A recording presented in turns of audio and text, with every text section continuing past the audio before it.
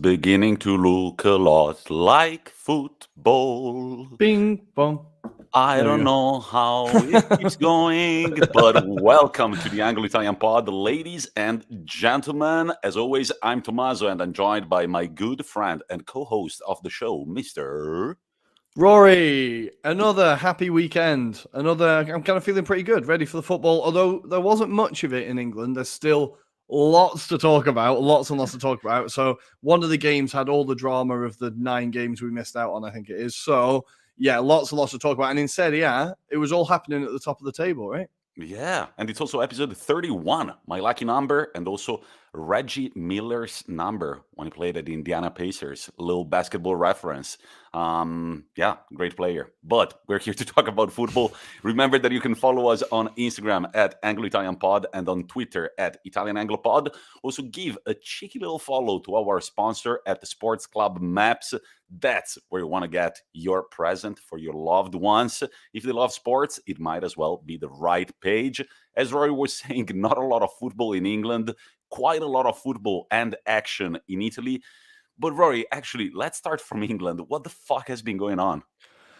Well, what has been going on is that players have not been getting their jabs, and it's becoming a problem. So, as we know, in the UK, COVID cases are rising, and it's all becoming a little bit worrying. As I'm looking at my flight going into that country, slightly concerned. But in terms of the Premier League, the problem is now I'm going to take you through some statistics. Now, this is the percentage of players in leagues that have been double vaccinated. So in Serie A, 95%, Liga 95%, Bundesliga 94%, La Liga just over 90%. In the Premier League, it was 68%, but it's now just gone up to 77%, which is still only just 3/4 of the players. There's still a lot of players that haven't been vaccinated, and this is causing a lot of problems. Now, obviously, we're not going to get into like how the vaccine works, but all it does is prevent you from feeling the symptoms, right? That's all it's meant to do, but it means that you're able to play. For the Premier League, it's just becoming a bigger problem now. Like I said, I think it's 6 matches this weekend were postponed. The Aston Villa Burnley game was postponed 2 hours before kickoff as fans had gone to the ground, right? They were told that the game wouldn't be played. So the way the Premier League is handling it is predictably terrible. They had a meeting today between the Premier League bosses, and they were talking about having a circuit breaker. So just a 2-week break, no football, give all the players time to isolate, recover, then they'll be able to play again. I thought it was quite a sensible idea. It only works if all the players are vaccinated. If they're not, there's no point in doing it. But I thought it was quite a sensible idea. Just have a clean break, a bit of a rest, then we can go again. But it didn't even get to a vote, and the Premier League bosses just decided to continue on the season. So I think Liverpool and Arsenal both play on the 26th and the 28th. Arsenal on that run have less than 48 hours between the 2 games. The fixture congestion is going to be mad, but that's what they've decided, and it leads to an asterisk next to basically every result over this weekend. Is like, oh yeah, but not really, because a lot of players were missing. And it's only going to get worse, I think. Our friend Steve says, I wouldn't be surprised if there is a leak a la Germany where they name and shamed some players, namely good old Joshua Kimmich. Do you think it's going to happen, Rory? He did become the poster boy of it, right? He really did. Yeah, it wouldn't surprise me. I don't know which player I would most expect to not be vaccinated. If he was still playing, I'd say there's no way John Terry's getting vaccinated. I just get the feeling there's no way he's getting vaccinated, but I'm not sure who the player most likely to be a conspiracy theorist is. Suggestions in the chat, guys. Yeah, and as much as I think it worked in Germany, I don't think it's the nicest approach. I don't know. Let's not get too much into the COVID vaccination talk. It can be useful, though, to motivate other players to do it so they don't have their name in the front page of the papers. What do you think? Well, no, that's exactly it. I think when it comes to public shaming, you should always be slightly careful. But I think Dortmund and several players have come out now trying to promote the vaccines. I think that's the best way to do it. Just kind of promotion rather than like shaming people. I think you're right. But Bryce Jones in the chat throwing in John Joe Shelby, which is a massive shout. There's no way he's getting vaccinated, that guy. That is, possibly the perfect shout. Good work. Good work. Also, Bryce, stop basketball shaming me, please. I come from a football. You guys cannot see if you're listening to the pod, but in the chat, I was made fun of. I was basketball shamed because I'm not very good at basketball, and I said I've improved. And Bryce said, "Well, Tommy, there was nowhere to go but up." Bryce, next time I come to Minneapolis, let's do a little one-on-one, and let's see who wins. But Rory, I wanted to ask you: do you feel like the Premier League right now is kind of ruined because teams like Tottenham have 3 games in hand to play? We don't know when they're going to be playing them. They're out of the Conference League, though, which gives us officially declared as a shit team. Official. Fine. What was it? Letter T. They embarrass themselves wherever they go. Well, it turns out they embarrass themselves even if they don't go there. You see? But do you think the Premier League has been kind of ruined now that there are teams with like 3 games in hand, and maybe they will have to play them in the matter of 10 days? It is getting to the point where it's kind of the fairness of the league could be called into question, and like the kind of competitive spirit, because there's teams that are missing so many games. It is going to cause mad fixture congestion. Like how Tottenham are ever going to play those games is beyond me. Especially if they do have cup runs, it's going to be even harder. So yeah, I think it's just getting to that point where it's starting to kind of make the competition look stupid. Even as I said, like, as an Arsenal fan, fine. A Saturday where just Arsenal play and they win, perfect. I was quite happy with that. And we got a 4-1 win, but there was a massive asterisk next to it. And like with the Chelsea Wolves game, massive asterisk because there were players missing. They weren't first choice. Yeah, it doesn't look good. But let's start from the team. We've got to give Tottenham some praise because they were able to play quite an exciting game against Liverpool. Final result 2-2. Rory, takeaways from this game. I will just say right away that I think that the Conte machine is starting to work. Mm-hmm. It is. Yes, it's official. We said a few episodes ago, I think, that for Conte, what we need to see is him taking on a big team and how they do, because he'd had fairly kind of routine teams to start with. And he absolutely answered those questions. Tottenham in the first half had enough chances to be 4-5-0 up.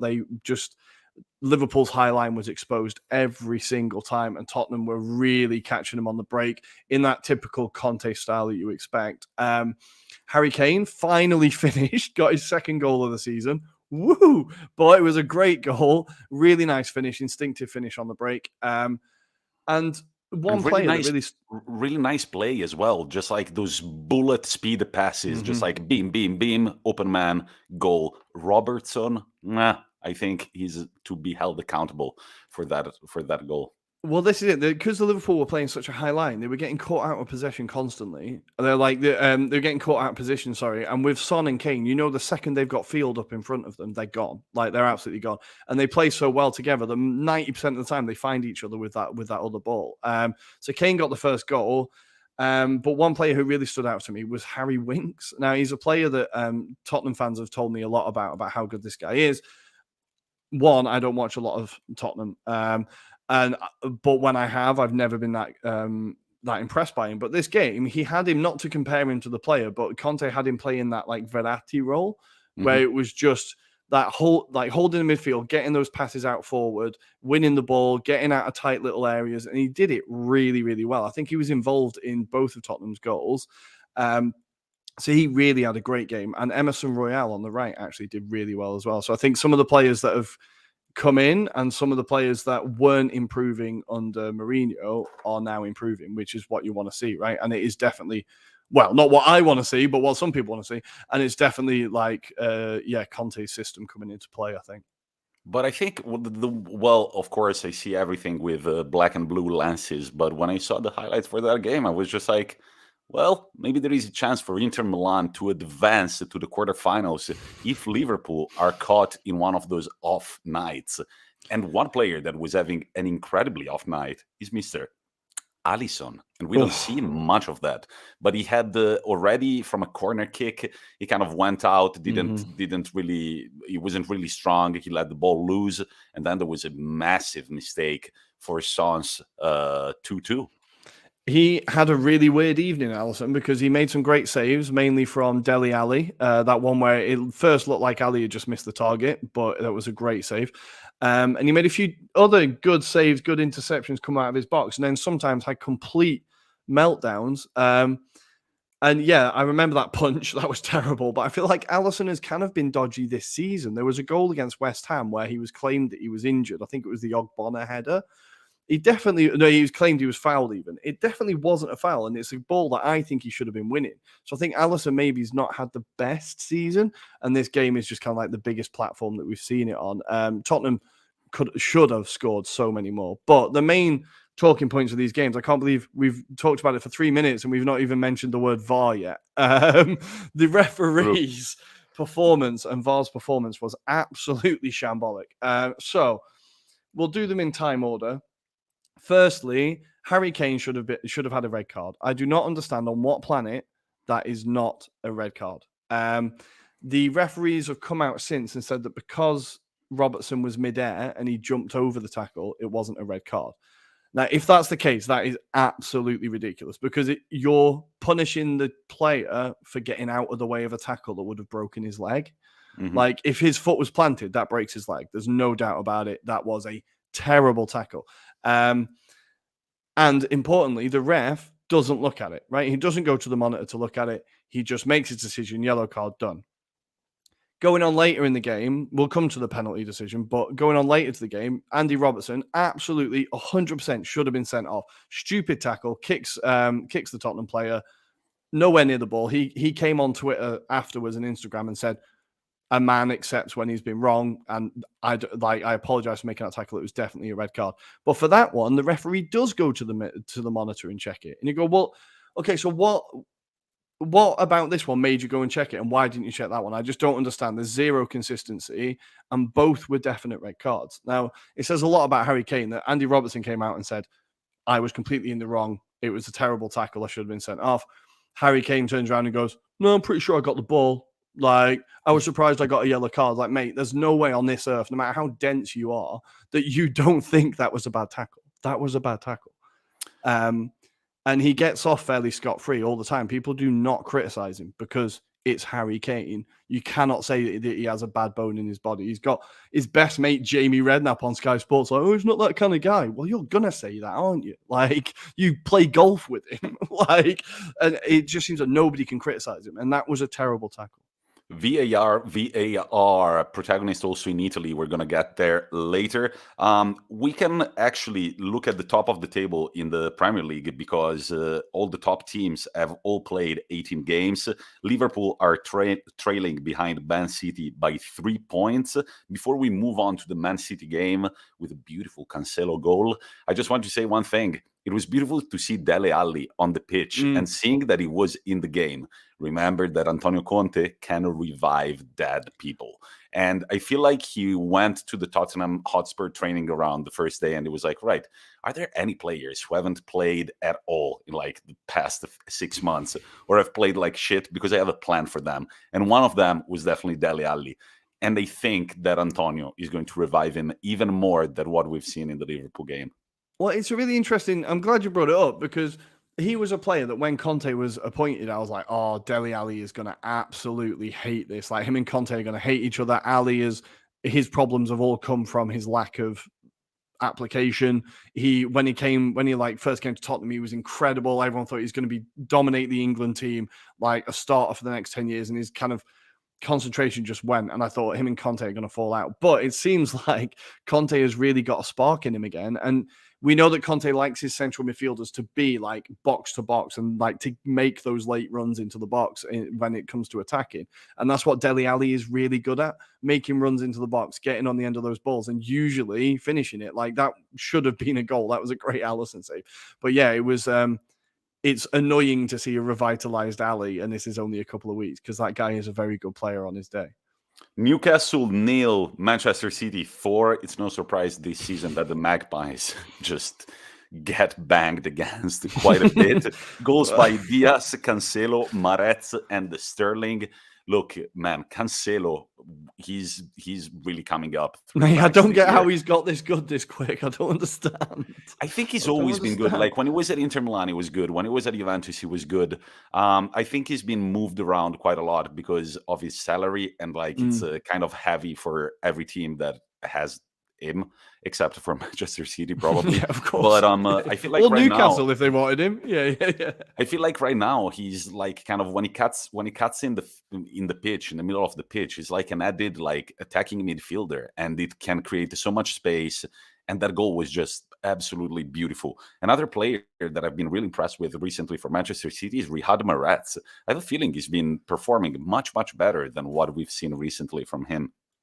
He's a player that I think last year it went kind of under the radar a little bit how key he was to their run to the Champions League final. I seem to remember that he scored a lot of goals in the Champions League last year, set up a lot of goals. He was really key. I feel like he never really gets the attention that he deserves because you've got all those other kind of bigger names in that ridiculous squad. But this game, again, now I'm not saying this would have changed the result because it probably would have just made Man City angry, but Newcastle did have a penalty, a blatant penalty turned down on VAR when the score was 0-0. That was, again, an absolutely ridiculous decision. Newcastle have now, apparently, they're preparing a formal complaint against the Premier League for the refereeing decisions in their last 3 games because they feel like they've been victim to unusually harsh or terrible decisions, which is interesting. I don't think I've seen a team do that before. And I'd have to go back and look at the other games, but I do feel like maybe they've had 1 or 2 decisions go against them. But I feel like it's quite a major step, like filing a major complaint. But anyway, I don't think Newcastle going 1-0 up would have actually won them the game. I think City would have just been really pissed off and battered them. But Probably scored the 10 or something like that. but it talks about a wider problem within the UK that we're having, which is the standard of refereeing in general and the people who are controlling VAR. It's just there's like a big problem in the country with us recruiting referees, getting new referees. It's a huge problem, and the standard is terrible. But where the standard isn't terrible is Manchester City. And this time last year, they were on that mad run where they went 15 games unbeaten or whatever it was, or they won 15 games in a row. And this year, they look like they're just in that run again. This is their time of the year when they just start terrifying teams and they just feel inevitable. Like when a team goes up against them, I think it is just from minute 1, it's damage limitation because they're just absolutely ruthless. 8 consecutive Cancelo with a wins. beautiful assist, an incredible goal. The Diaz goal was terrible defending from Newcastle, so that was definitely a gift. But the Cancelo rocket was a beauty. That was a beauty. So Man City first with 44 points, Liverpool trailing by 3 at 41, and then Chelsea. They're going through a little bit of a slump. 3rd position with 38 points. They've got only 1 win over the last 5 games across all competitions. 1 win, 1 loss, and 3 draws. What's going on in Stamford Bridge? Well, we've talked about they've had a little bit of issues with not being able to start the same defense and kind of a lot of changing around in the team. Now, Tuchel was complaining because he wanted this game postponed for COVID cases. He talked about a upheaval of the squad. It was actually only 2 players that were different from the last team, and one of them was N'Golo Kante. So you're not exactly making your team worse. And they had the defense that started the Champions League final. So this is a team that definitely is good enough to beat Wolves, or should be good enough to beat Wolves. So I think Chelsea are just, that wobble is just getting a bit wider, a bit bigger. It is starting to kind of, you could almost say that they're now 6 points off top, right?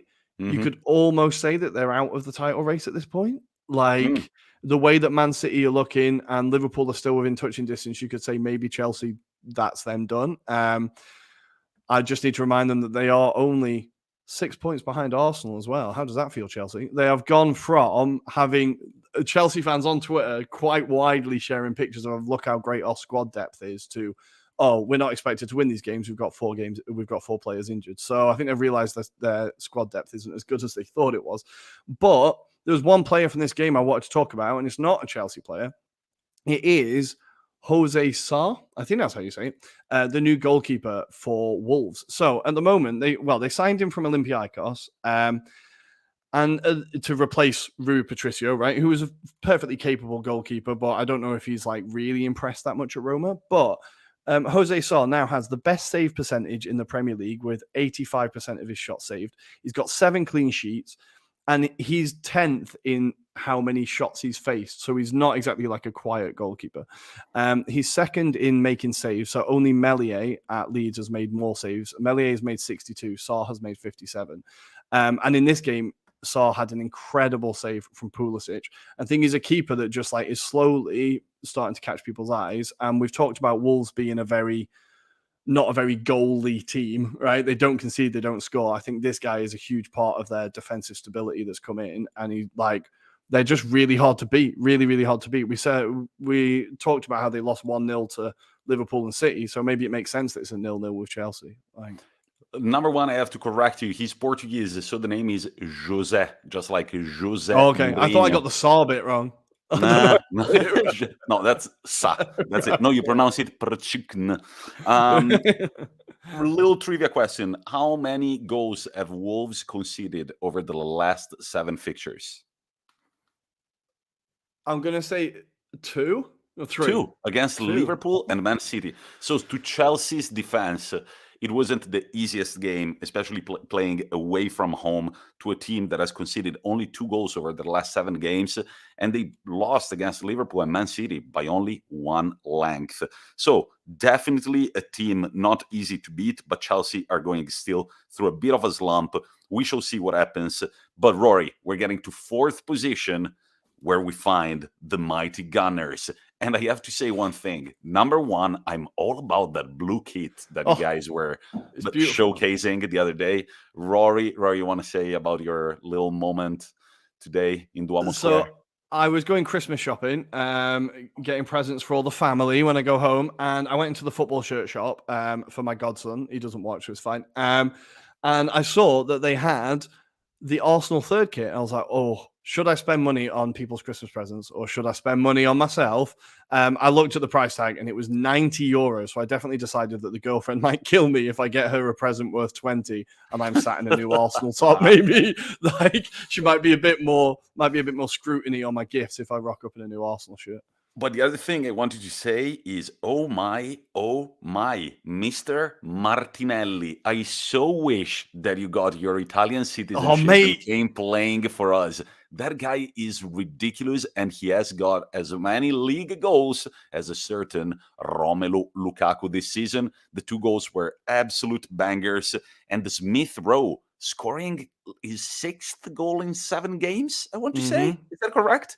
Yeah, he is absolutely coming off the bench and scoring again. Martinelli, now, there's so much to talk about with this guy.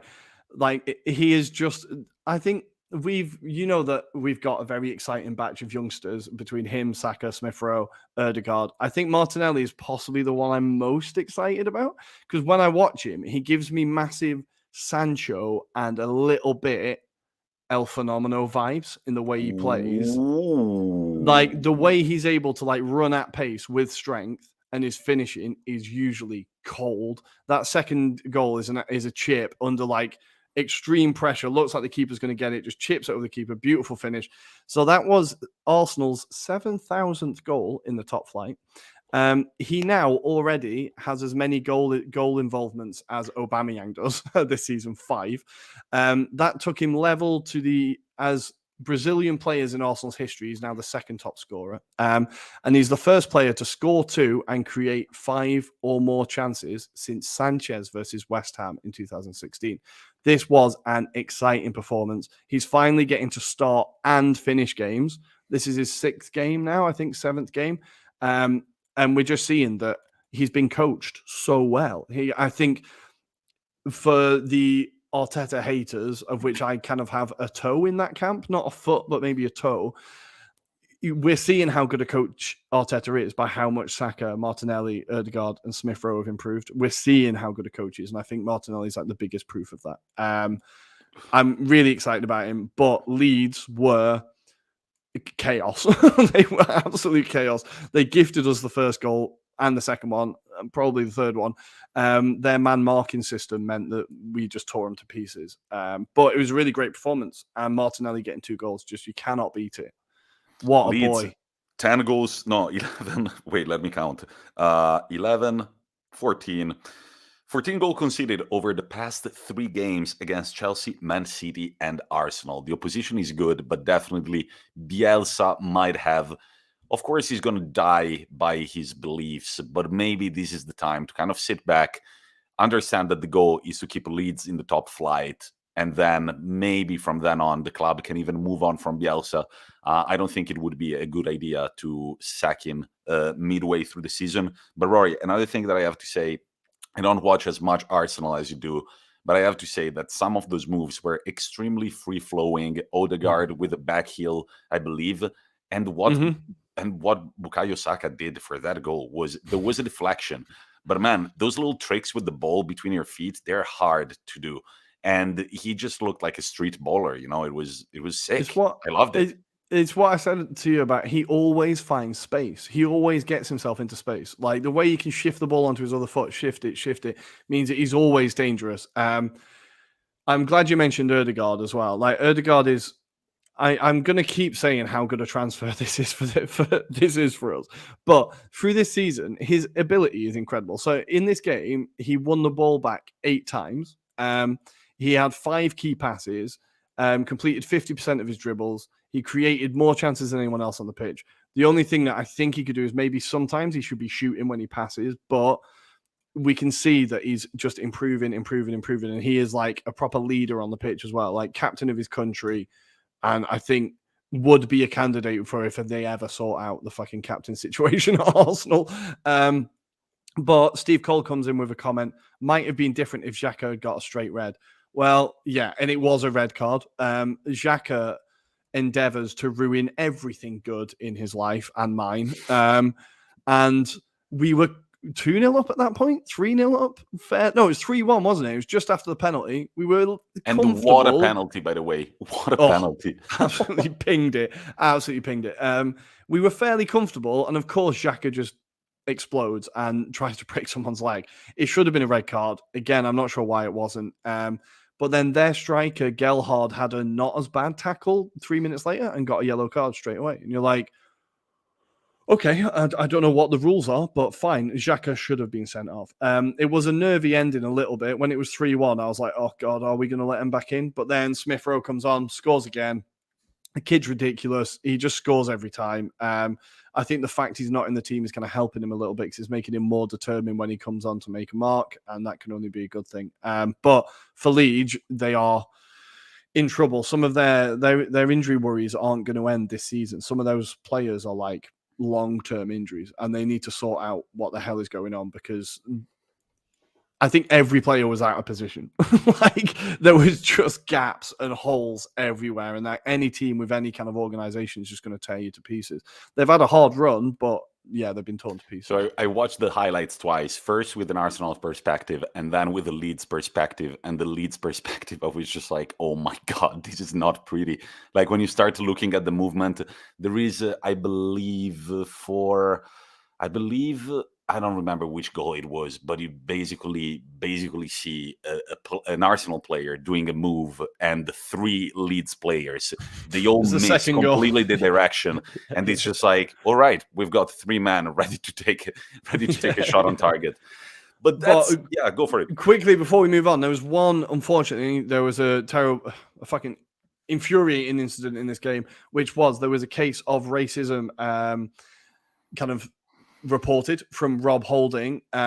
He heard a Leeds fan directing racist abuse at the Arsenal bench. The game was paused for a few minutes while they figured out what was happening. Just again, another depressing event in a football ground. But thankfully, I think they've kind of figured out who it is and he's going to be punished accordingly. But I just wanted to give Rob Holding a bit of an applause for actually being the guy who got up and reported it, because I've never experienced racism, but I imagine if you do, it's embarrassing, it's shaming, maybe you don't feel like going up and reporting it. You just feel like letting it slide and just being like, if I just don't listen, it'll go away.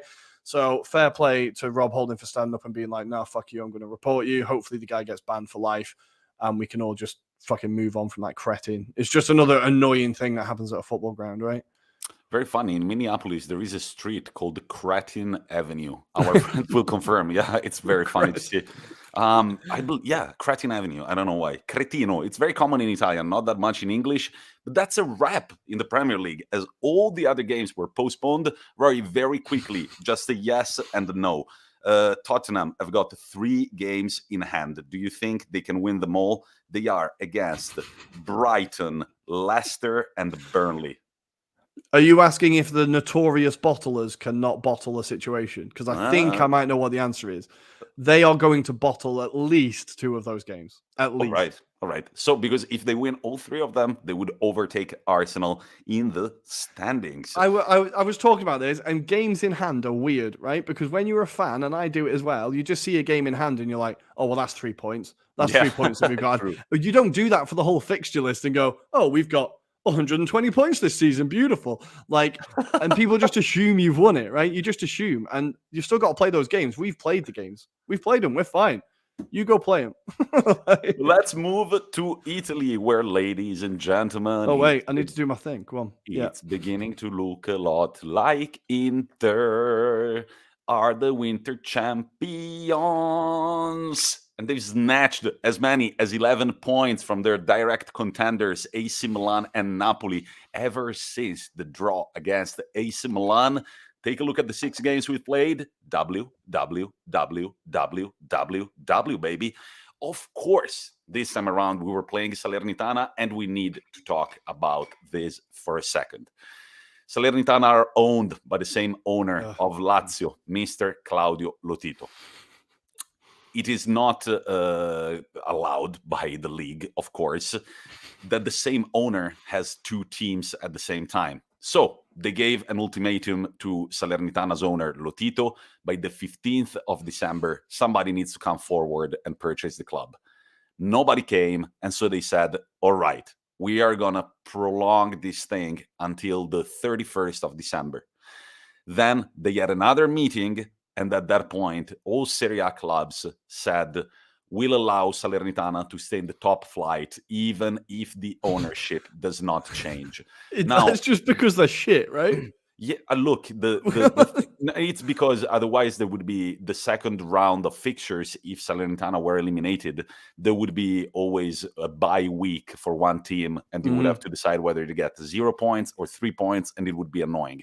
It would be like playing with a limp. I have to say that before the game, I was listening on the radio. I love listening to games on the radio. I was driving up to the mountains and I was listening to the game, and I fucking love it. There was a banner that was unveiled at the stadium that said the Gravina, which is the Serie A president, a banner from the Salernitana supporters that said, Gravina, please keep your promise. What was the promise? That Salernitana be eliminated by Serie A if the new owner didn't come through. And then there was a nice little rhyme that said, it doesn't matter if we play in Serie A, Serie B, Serie D, or in Promozione, we will always be by the side of Salernitana. And right after this banner was unveiled, the Inter supporters, the Inter traveling supporters, unveiled the banner that said football clubs should not be treated like a toy, have respect for the Salernitana Ultras. And you could hear it. I was listening on the radio. There was a big round of applause around the stadium. So brotherhood between the fans. Not a lot of brotherhood between the 2 teams, as Inter absolutely thrashed Salernitana. And if Leeds looked in shambles, man, Inter was playing. So bad. It was just like playing with cones, like they were not, they had a shot on target. They had 1 shot on target. And for the rest, it was exhibition football from Inter Milan.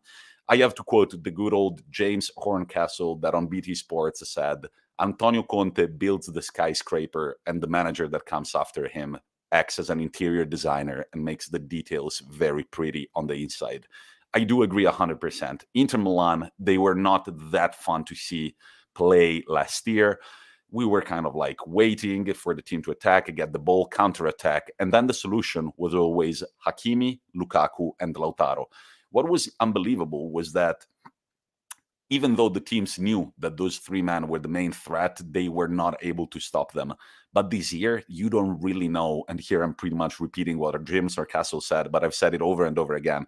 This year, it's more fun because you don't know where the threat is going to come from. It could be Dumfries, it could be Perisic, it could be Sanchez, it could be the three of them, as Rory celebrated. Rory, you want to say what happened in fantasy football? So I've not won since the reason why I haven't mentioned Fanta Calcio for ages is because I have not been winning. I said on the pod I'm top of the table, and I haven't won since. So this week I can never get my wing backs right, but I finally picked the right wing backs. I had Dumfries and Perisic, and I happened to read an article that said Sanchez was going to play. So I messaged Tommy at 8:30 before the game's kicked off saying, Dumfries, Perisic, and Sanchez, I need Inter to go wild tonight. And thankfully they did. But in the group chat, Tommy, what happened with your friend? When all I did was send a GIF. I sent a Dumfries GIF and all shit went loose. Look, it was pretty funny because it was like the second game that was being played in Serie A. And it's very unlucky that somebody has three players from one team and the three of them scored the first three goals for the team. So it was just like, Rory wrote something like Dumfries, and our friend he was playing against was just like, shut up, man. You don't even know how this is happening. And Rory had a nice joke. I really liked it that said, don't worry, mate. It's all part of a big plan. And the guy just left the chat. Matteo, we love you. I don't even know you. I've lost my shit for fantasy football before. A little bit of banter. The guy will come back. He's already fielded. He started 11 for these midweek fixtures. But look, Inter Milan are looking really relentless. Martinez came on and he just wanted to score. Bang, 10 minutes, he scores a goal. Gagliardini, every time he comes on the pitch, he scores a goal. He loves playing against a way weaker side than the one he plays in and just banging one in. But it's just beautiful to see. Very free-flowing football. The players switch positions very often. There was a beautiful D'Ambrosio. D'Ambrosio hit the post, and there was a beautiful Barella heel touch for him. It's just like rotation and desire to win the game. Ever since the draw against AC Milan, it's been 6 wins, and now we are winter champions, and we are first, and we are leading by 4 points. It's all looking very, very pretty. There is going to be a super intense run of fixtures come January. We are going to talk about this midweek action against Torino, but let's first talk about the teams that are trailing behind Inter Milan. It's all kind of crazy because Napoli were 4th, and all of a sudden they're 2nd again on even points with AC Milan, but of course they've won the head-to-head, and so they are 2nd. Controversial VAR decisions. Rory, what do you think about that? I thought it was ridiculous. I genuinely thought if I was a Milan fan, I'd have been losing my shit at that goal being disallowed. I think the player's pinned on the floor. There's nothing he can do, and he doesn't kick the ball. The defender kicks the ball. And I think at that point, it's fine. Like, he was not interfering with play, which is what they kind of thing they use all the time. I think it should have been a goal. But then before we started recording, you kind of gave your side, and maybe you kind of convinced me a bit because you don't agree with me, right? Well, even Pioli said that the rule was applied by the book. The thing is that even Juan Jesus, who was the defender that touched the ball, said, it's not easy to make a good clearance when you've got a man like Giroud, who is not a small man, like sitting with his legs around your waist and kind of pinning you down, And in fact, you see that Juan Jesus kind of struggles to get the ball. I am surprised by VAR that they even noticed that there was something like that. The rule was applied by the book. I'm an Inter fan. I absolutely loved it when they overturned the decision. I absolutely fucking loved it. Also because, let's get to the actual game. It was not a pretty game, and AC Milan, where I don't even know what tactics they were using in this game. When I saw Giroud coming in, I thought, is Ibrahimovic going to go out? No, they're going to play with Giroud and Ibrahimovic up front. Just like a lot of weight and age. Like, at that point, you would expect a lot of crosses, but those weren't even coming in. No. It was just bad. It was bad football, and I said it. I was criticized by Michael because he said, "Oh, you guys were praising AC Milan big time, and now you're gonna have to backtrack." No, Michael. I always said, and since the beginning of the season, that I did believe that AC Milan were running so high on the wings of excitement as well. the excitement. There have been quite a few injuries as well, but the football is nowhere to be found in that team. Last night, there was never really a threatening play or a nice play. I think Ospina had there was one shot by Florenzi that almost went in. But besides that, it was just like, yeah, Steve Cole. Milan seemed to throw on players and pray. I did text Rory. It all feels very Hail Mary-ish, like yeah. Napoli did not play great. And guys, that I'm the last one to talk about tactics, but here are my 2 cents on Napoli's tactics. Ever since Osimhen has been injured, Spalletti has tried a few different systems, but one thing that I have to criticize him for is that Lozano needs to see more of the goal. The guy knows how to score a goal, absolutely, and he needs to see more of the goal. Now, with Petagna last night, it was a nice little strategy because Petagna is a big dude.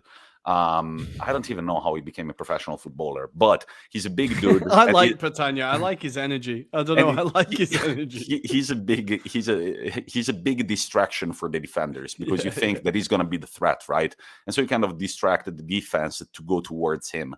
But then he never really created space for Lozano, for example, to come in.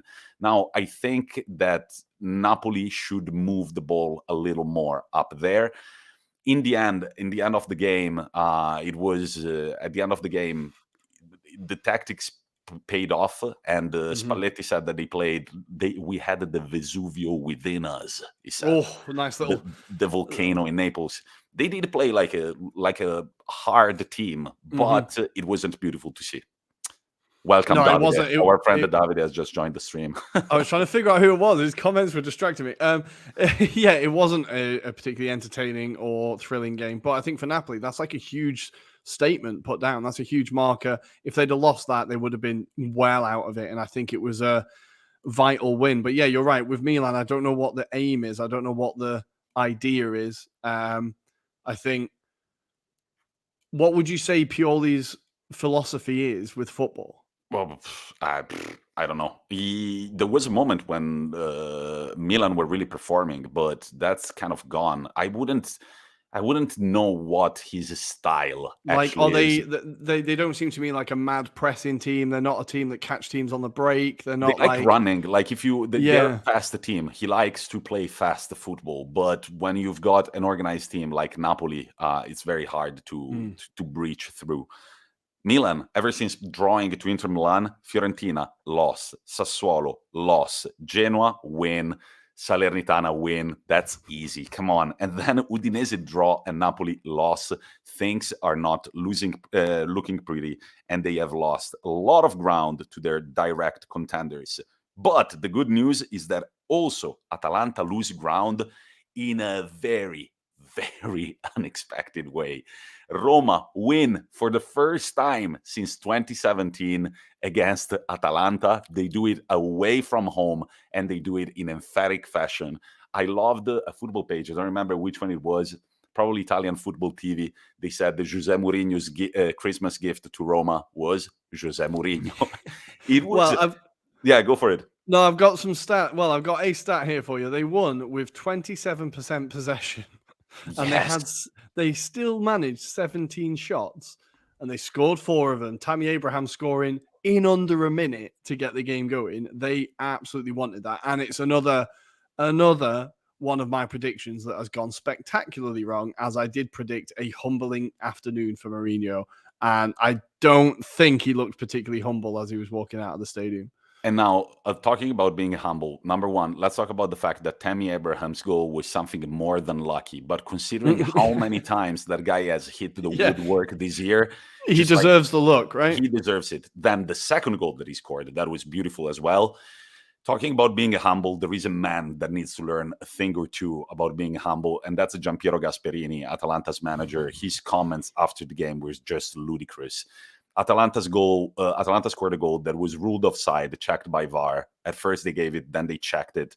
It was a borderline decision, but it's understandable. And Gasperini just goes on a mad tear after the game, saying that we need better decisions, because otherwise football is not a sport anymore, and it's just like the referees and blah blah blah blah blah. Mate, you lost 4-1. It's not. It's not. Yeah. Yeah, and Atalanta do concede a lot of fucking goals. They have conceded already 24 goals. That's as many as Fiorentina. That's as many as almost as Sassuolo. Sassuolo have conceded 4 more. And so rather than complaining against the referee, I would just work on my defensive phase a little bit more. Well, I think for them, they've lost Romero, and Demiral hasn't been impressing as much as people had hoped. I think they are having a few even more defensive issues than they would normally have with the style of football they play. But I think they're definitely missing Romero. But then Spurs are missing Romero as well. Like, I don't think he's not playing at the minute. But yeah. Look, don't count them out, because I do believe that until the end of the season, it's going to be a race between Inter and Atalanta, with Napoli possibly being the third wheel trying to come in there. And the Milan, I don't think they're title contenders at this point, but I do think they're still going to have a pretty good season. Going down, Roma heavily criticized. 10 wins, 1 draw. That's probably the problem, and 7 losses. Had they drawn a few more games, right now they would be a few points behind Atalanta. But Mourinho, he's going to have a happy Christmas. He's not going to be chased out of the job. I don't know what Roma's style really is either. I needed to watch a bit more of it. It doesn't feel like there is an exact philosophy in the team, but so far it's working. Fiorentina. Let's talk about the man of the hour, or the man of the year, shall we say, Mr. Dusan Vlahovic. So there was a record that was standing in Serie A since 1960, and it was 32 goals scored by a single player in one calendar year. Of course, it took a certain shame to get to Serie A and overtake their record with 33 goals. But Dusan Vlahovic says, nah, and he scores as many. He equals Cristiano Ronaldo's tally, and he's got 1 more game to go before the end of 2021. Is he going to overtake him, Rory? Oh, I think undoubtedly. But then why, after all that, as a manager, when you have got from 2-0 down to 2-2, it's the 75th minute, why do you take off Vlahovic? Look, Vincenzo Italiano, I did read the quote-unquote, and it was just like, at that moment, Sassuolo were just attacking, and the Vlahovic, he was just like, he wasn't getting any balls, and we needed an extra defender. Vlahovic got super angry, but he got really pissed off. I think it's fair. It's fair. He's a competitor. He wants to score goals. That's his position in the pitch. I do believe that Vincenzo Italiano eventually was right, because if you see that your team is about to concede another goal, good. He said that then they talked about it in the locker room, and he said, it's all good. He's going to get me a pizza and everything is fine. I love that it wasn't, I'm going to get him a pizza. He's going to get me a pizza. Yeah. And I am the manager, and he's going to be fine. Yeah. But what a game. Sassuolo go up 2-0 in the first half, thanks to 2 of their standout players this season, Mr. Scamacca and Mr. Frattesi. Look, Scamacca, if you're turned off by his look, hey, I'm part of the team as well. Like, when I see that guy, I'm just like, did you really have to cover your neck in tattoos like that? Like, I don't know, man. He just looks like a bit of a, I don't know, like an asshole. But, man, his footballing skills are insane. Incredible. He's incredible. And that goal, like, it's so hard to shoot from that position with that angle, ping bottom corner in. I like when he hits the ball, he always hits it like with anger. He always looks crazy angry. He doesn't he's not a graceful or he is, maybe it's a bit harsh, but he's not like a kind of composed player. I think he fuels himself on hate. And they're some of my favorite players, like Gattuso. Just fuel yourself on hate. It's always entertaining. He always looks pretty bloody angry. And he's a great goal scorer. We've talked about it before. He should be getting an Italy call up for those Nations League, the World Cup qualifiers.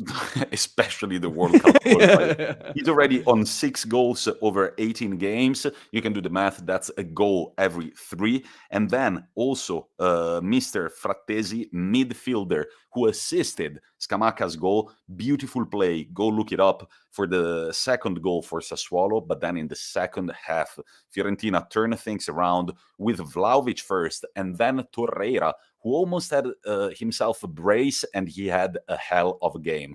Do you miss him at Arsenal, Rory? I really wish it had worked out better for him. Unfortunately, he's not an Arteta type of player, but when he first came, I absolutely loved him. And then Emery tried to play him as a number 10, and it just broke him, and he was never the same. And I miss him. I did like Torreira. I thought he was exactly the type of player we needed. And I'm just happy to see him doing well at Fiorentina. Honestly, I was like, Well, to be fair, he went to Atletico and won the bloody league, and now he's gone to Fiorentina and he's doing well. So yeah, fair play. Fair play. Juventus are on even points with Fiorentina. They won 2-0 against Bologna. Goals by Morata and Juan Cuadrado, who is definitely the player that I dislike the most in Serie A. He almost he scores all the time, that guy. He scores all the time. He scores against the Inter. He flops against the Inter. I just dislike him so much. He was so good when he was at Fiorentina. I wish he had stayed there and become like a symbol for the Viola, but instead he had to go to fucking Juventus. We're not going to cover Juventus anymore, but look at the highlights and look at the fog, because the fog was you couldn't see insane in that game. It was absolutely insane. Oh, and also, sorry, really quickly, the rumors are picking up pace that Oba's going to Turin. So they are true. They're really picking up pace. Loan with an option to buy, and I honestly think he won't play for Arsenal again. I think he's gone. I think genuinely he's gone. Okay, put some respect on Morata's name, I think, Juventus, because Morata is not the prettiest player, but it's not like this is his second spell at Juventus. It's not like you purchased him expecting Thierry Henry. You purchased him expecting Alvaro Morata. And he's been, after all, he's been delivering. It's not pretty. He doesn't score super regularly, but at the same time, just give him a chance. And already these rumors that they need another striker and so on. It's just like, if I was Morata, I would be a little annoyed about that. He's been performing for Juventus. He scored 5 goals and assisted 2 over 17 games. That's not a nice tally. But at the same time, the guy is there. And I do think he's a hard worker. And if you don't give him the trust, he's the type of player, we've seen it already with Alvaro. If you don't give him the trust, then he's going to miss open sitters. And it's just going to happen. Bryce says, no, they're going to waste their money on Martial. It's a nice. You've forgotten, Bryce. You've forgotten. Aaron Ramsey is there. He's our secret agent. Aaron Ramsey is there to tempt Oba so he can have a friend. He can finally have a friend, because I feel like everyone ignored Ramsey in that All or Nothing documentary. He can finally have a friend, and he's taken all our deadwood. So he's going. Oba's going. You're stuck with Martial. I apologize. Lazio's roller coaster of a season continues. I will read just don't get nauseous, guys. So I'm going to read the games from November 28th. It's loss, draw, win, draw, loss, win. They win against the Genoa, which is pretty easy to do this season. They do it 3-1 thanks to Rodriguez, Acerbi, and Zaccagni, who scored a beautiful goal. Genoa only managed to put one past the Strakosha. It's Melegoni at the 86th minute, but it's not looking pretty for Shevchenko. And up next, they've got Atalanta. And that's why I'm starting Muriel against Rory in fantasy football. Or should I start Destro? I don't know. That's why I'm worried. Yeah. Going down in the standings, Empoli. This is pretty funny. I will cover it very quickly. Spezia Empoli ends in a draw with 2 own goals. But here, the own goal for Spezia was done by a former Spezia defender. And the own goal for Empoli was done by a former Empoli defender. So, guys, why don't you just swap jerseys? At that point, you can celebrate your own goals. Empoli, this is kind of disappointing, if we can say disappointing for a team like Empoli. They were coming from a 2-game winning streak against Udinese and against Napoli. And out of the 3 teams, Spezia were definitely the weakest, but they weren't able to overcome their opposition. Torino, on the other hand, win 1-0 against Verona, who got a red card in the opening minutes of the game. I believe, at the 25th minute, Giangiacomo Magnani got a red card. So Torino were able to win 1-0 and see the game through. And then Sassuolo, we've already covered it. Bologna, we already covered it. Hellas Verona, we need to get to Udinese. Because not only did Rory score with Dumfries, Perisic, and Sanchez, just to pile on our friend's misery, Gerard Deulofeu has an incredible brace. Go look up his 2 goals. One is an incredible free kick. How do you describe it, Rory? Like a kind of a beautiful curling shot into the near post. It's kind of, the free kick's a bit square on, so he hits it into the right corner. Beautiful little curved effort. I'm pretty sure, Tommy, that your friends kind of laugh that I basically just buy ex-Premier League players in Fantasy Calcio. A lot of my team, because they're the players I know, so I just buy the ex-Premier League players with varying levels of success. But Deulofeu on his day is very good. And I bought him and I was like, he will get goals. He'll get 6 or 7, but that'll be it. But he will get goals. And yeah, I did. I then sent a WhatsApp to this guy. First message I've ever sent to him. I'm pretty sure I've never even said hello to him. Just Due Lofeu with a picture of Deulofeu, and I did not get a response. You'll be surprised to hear. And now I'm pretty sure the guy hates me. Have I met him, Tommy? I don't know if I've met him. You were sitting next to him at the auction. Yeah. Okay, yeah. But guys, we need to address something. Udinese win 4-0 in very emphatic fashion against a Cagliari team that on paper they're a good team.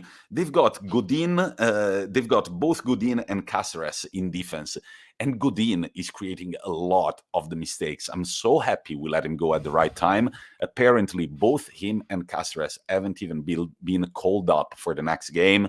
It feels like a revolution is starting to brew. But look, there is Mazzarri on the bench, and this been underperforming, to say the least. Only one win over more than 10 games. It's not looking pretty at all for the Sardinians. How soon before he gets sacked? Because he does get sacked quite regularly, Mazzarri, right? Yeah, he does. I think it's if they don't get a point in their next game, which is going to be against Juventus. Oh shit! Right. I think he might as well be sacked. But another thing that I need to say is that Cragno, Cagliari's goalkeeper, is actually very good at his job. So and if it wasn't for him, the scoreline would be like 7-0 after each game. The last game that we need to cover is a Sampdoria Venezia, kind of a crazy game. The goals coming in the first minute for Sampdoria and in the 87th for Venezia with a beautiful, beautiful Henry strike. By the way, guys, I discovered that Henry is a white man with red hair, like last week. I somehow assumed that it was related to Thierry Henry. Tommy, I don't know, but I didn't know the guy. I'd read about him, but I didn't know his face. Although I do think it must be on purpose that he's picked number 14, right? That must be on purpose. No, yeah, it is on purpose. It has to be, right? And then you see number 14 and you're so misled, you know, and then you see him and he's a redhead. Just see defenders like managers checking the team sheet. Wait, what year is it? He does bang it in Henry style, Thierry Henry style, more often than not. Steve Cole is saying that Cagliari's director of football said it wasn't Mazzarri's fault. Cagliari make a lot of mistakes on the pitch, but at the same time, if your coach is not motivating you and if you only pick up one win in over 10 games and you barely score goals, I think there's got to be some managerial responsibility in there. Rory, well, exactly. when you play Football Manager, they yell at you for these type of performances, right? Yeah, your grade drops pretty quickly if you start getting disappointing results. I think it's just about organising your team. At the very least, your team should be organised. And if it isn't, it's found out pretty quickly.